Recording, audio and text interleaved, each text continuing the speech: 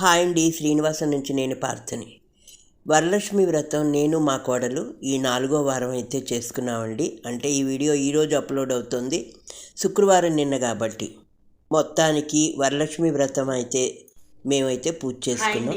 అందరికీ శ్రావణ శుక్రవారం 4వ శుక్రవారం శుభాకాంక్షలు. మొన్న ఆగస్టు 8వ తారీఖు శ్రావణ మాసం వరలక్ష్మి వ్రతం రోజు నేను పూజ చేసుకోలేదండి. నేను మా కోడలు కొన్ని అనివార్య కార్యాల వల్ల. అందుకు ఈ 4వ వారం మేము వరలక్ష్మీదేవికి పూజ చేసుకుంటున్నాం. వరలక్ష్మి వ్రతం నేను వరలక్ష్మి వ్రతంకి కావలసిన ప్రసాదాలు 5: పులిహార, దద్దోజనం, పొంగలి, పరవాన్నం, తర్వాత బూరెలు, పూర్ణాలు మాట. అవి చేసి అన్నం, పప్పు, కూర, పచ్చడి, పులుసు కానీ ఆ కట్టు నీళ్ళతో చారు కానీ పెడతాను. ఇప్పుడు నేనేమేమి తయారు చేసుకున్నాను మీకు చూపిస్తాను. ఈ వీడియో అయితే మీకు ఈవేళ శుక్రవారం కదా, శనివారం మధ్యాహ్నానికి వస్తుందండి. ఎందుకంటే ఈవేళ పెడదాం అనుకుంటాను, కానీ నాకు ఈవేళ అమ్మవారిని చూడడానికి వస్తారు, తాంబూలం తీసుకోవడానికి. ఇంట్లో హడావుడి ఉంటుంది కాబట్టి ఎడిటింగ్ చేయలేనేమో అనేసి డౌట్.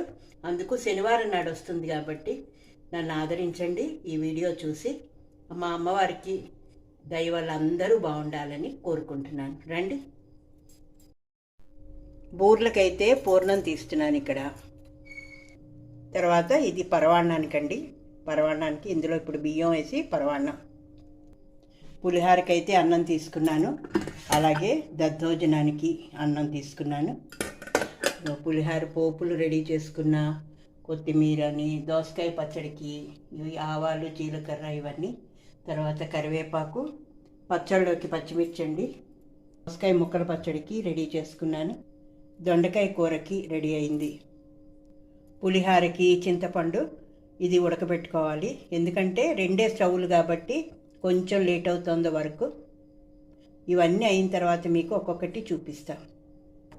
పరవాన్నం అయితే రెడీ అయిపోతుందండి. అమ్మవారికి ముఖ్యమైన ఇది పాయసం కాబట్టి ఈరోజు అమ్మవారికి పంచదార వేసి పాయసం అయితే చేసుకున్నాను. అమ్మవారికి బియ్యం పాయసం.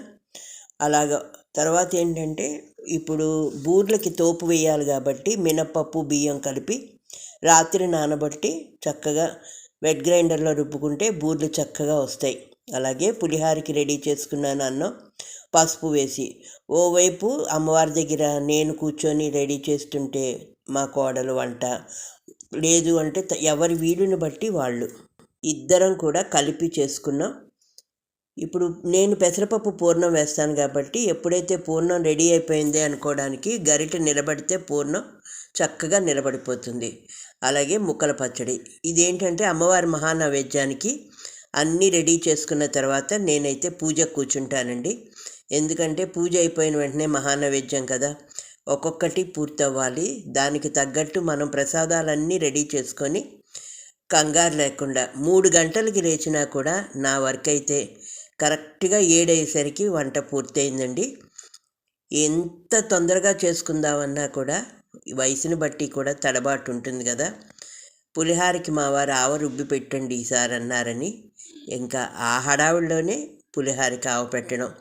దాంట్లో చిన్న బెల్లం ముక్క వేయడం మర్చిపోకండి. చింతపండు వేసి పులిహార అవి చేసేటప్పుడు మెంతులు, చిన్న బెల్లం.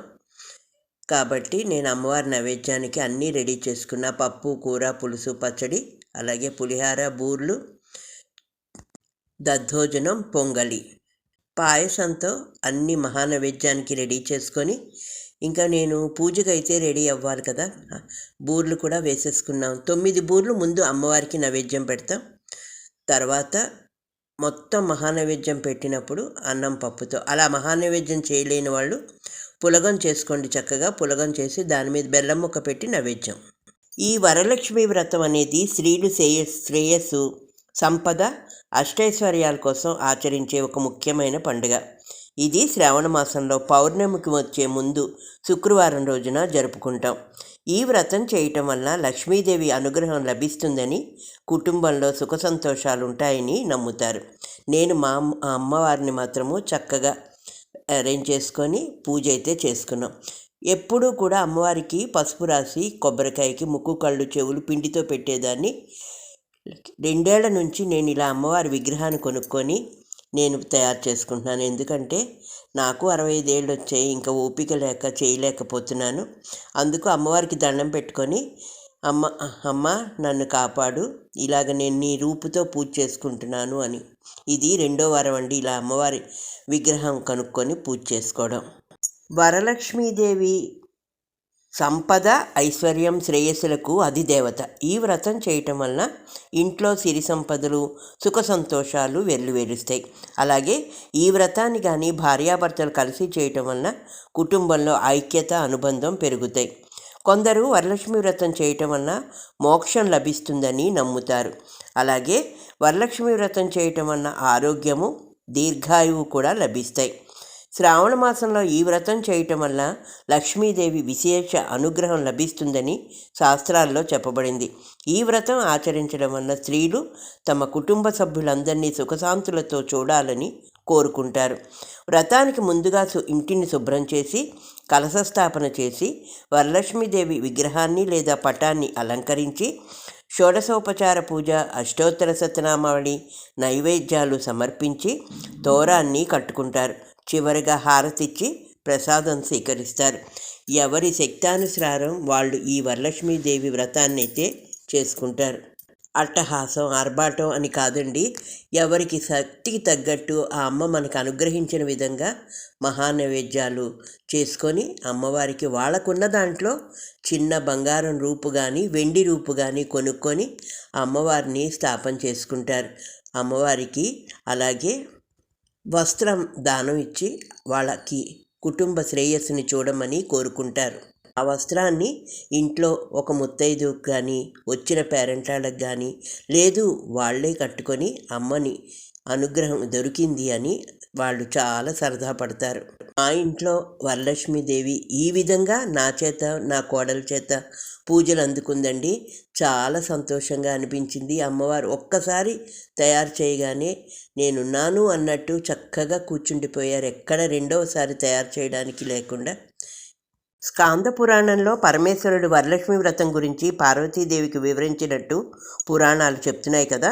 లోకంలో స్త్రీలు సకల ఐశ్వర్యాలు, పుత్ర పౌత్రాదులు పొందేందుకు వీలుగా ఏదైనా ఒక వ్రతాన్ని సూచించమని పార్వతీదేవి శివుణ్ణి కోరినప్పుడు శంకరుడు వరలక్ష్మి వ్రత మహత్యాన్ని పార్వతీదేవికి తెలిపినట్టు పురాణాలు చెప్తున్నాయి. ఈ కథ విన్నా, ఈ వ్రతం చేసినా, ఈ వ్రతంలో పాల్గొన్నా మీరు కూడా సకల సౌభాగ్యాలు పొందుతారని శివుడు వెల్లడించినప్పుడు దాంతో పార్వతీదేవి కూడా ఈ వ్రతాన్ని ఆచరించి వరలక్ష్మి కృపకు పాత్రులైందని భక్తులు నమ్ముతారు. సర్వమంగళ మాంగళ్యే శివే సర్వార్థ సాధికే శరణ్యే త్రయంబకం దేవి నారాయణి నమస్తుతే. శంకరుడు ఈ విధంగా వరలక్ష్మీదేవి వ్రతం గురించి పార్వతీదేవి తెలిపినట్టు పురాణాలు చెప్తున్నాయి. ఇదండి శ్రీనివాసంలో వరలక్ష్మి వ్రతం ఈ విధంగా జరుపుకున్నాం. నచ్చిందా? ఒక లైక్ ఇచ్చి నన్ను ఆదరించండి. మరొక కొత్త అంశంతో మళ్ళీ మీ ముందుకు వస్తా. మీ పార్థ.